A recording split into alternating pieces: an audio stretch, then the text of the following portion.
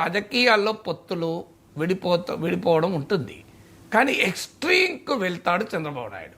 అది ఇప్పుడు టీడీపీ వాళ్ళకు కూడా ఎబ్బెట్టుగా ఉంది. రాజ్యం సందేశ పక్క పెట్టండి, అసలు బీజేపీ వాళ్ళకి ఎబ్బెట్టుగా ఉంది, టీడీపీ వాళ్ళు పక్క పెట్టండి.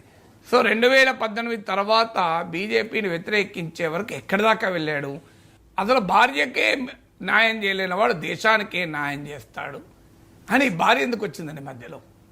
ఇప్పుడు చంద్రబాబు నాయుడు స్థాయి నాయకుడు, మోడీ కుటుంబం గురించి మాట్లాడడం తప్పు కదా? అక్కడ దాకా ఎందుకు వెళ్ళాలి పర్సనల్గా? ఓకే, మోడీ పట్ల నీకు విధానాలలో ఏమైనా పోరాడండి, కానీ భార్యకు న్యాయం చేశాడా లేదా మీకే సంబంధం? న్యాయం చేయలేదు, నా భార్య ఏమైనా కోర్టుకు వెళ్ళిందా? ఆమెను డొమెస్టిక్ వైలెన్స్ కేసు పెట్టిందా మోడీ పైన?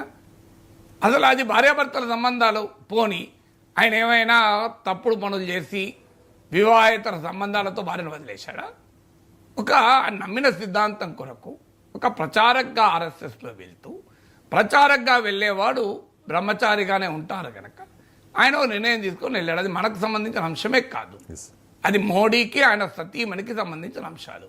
దాంట్లో చంద్రబాబు నాయుడు మాట్లాడిందని అన్యాయం కాదు అది. సో అందువల్ల అది అక్కడి దాకా వెళ్ళాడు.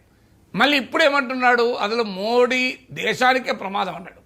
ఇప్పుడు మోడీని మించినోడు లేడు అని మామూలు పొగడతలు కాదు, అసలు బీజేపీ నాయకులు కూడా అంత పొగుడతలేరు.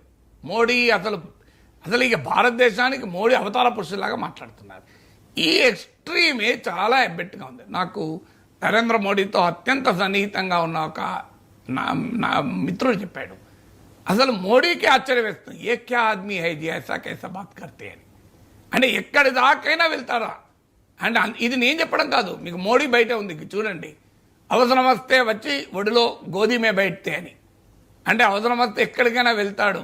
సో ఆప్ సీనియర్ హాయ్ అనే ఒక బయట ఉంటుంది, యూట్యూబ్లో దొరుకుతుంది, అందులో క్లియర్గా ఉంటుంది, దల్ బదల్ మే ఆప్ సీనియర్ హాయ్.